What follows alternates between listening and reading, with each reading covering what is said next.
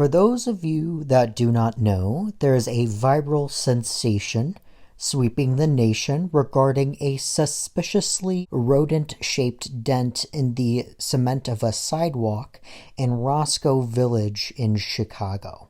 People have dubbed this the rat hole. People have been setting up shrines at the rat hole for worship. People have gotten gay married at the rat hole. An unknown party filled the hole with plaster, but the community has since restored the rat hole. This rat hole has been a beloved piece of the Roscoe Village for over 20 years. And guess what? It's not a fucking rat hole. It's a squirrel hole. I deal with wildlife and wildlife specialists every day, and that is a goddamn squirrel. I am a squirrel hole truther and have evidence to back up this claim.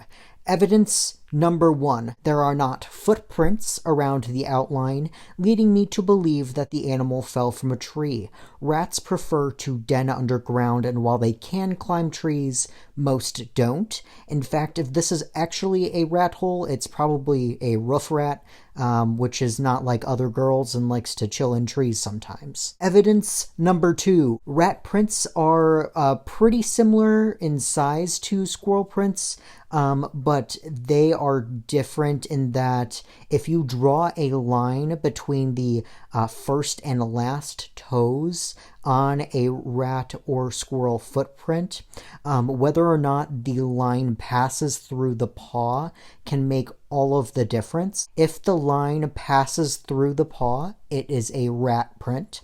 If the line does not pass through but passes above the paw, it is a squirrel print, and I have used a photo for reference and drew a line between the toes, and it is above the paw. But Nicholas, that hole in the ground has been there for over 2 decades. That's not reliable evidence. Well, get fucked. A resident of that area for 20 years said to the Chicago Sun-Times, "I don't want to burst anyone's bubble or upset anybody, but it's a squirrel," said Cindy Nelson, who has lived across the street from the imprint for over 20 years. A large oak tree used to sit next to the hole on the sidewalk, and Nelson says that the critter must have taken a fall out of the tree at one point and splatted into the wet cement. But Nicholas, an anecdote from a random resident of Roscoe Village is not good enough evidence. Well, get fucked. Lincoln Park Zoo's Dr. Seth Magley, the director of the Urban Wildlife Institute, also believes it's a squirrel imprint. The reality is we'll never really know for sure. From the length, it spans that length where it could be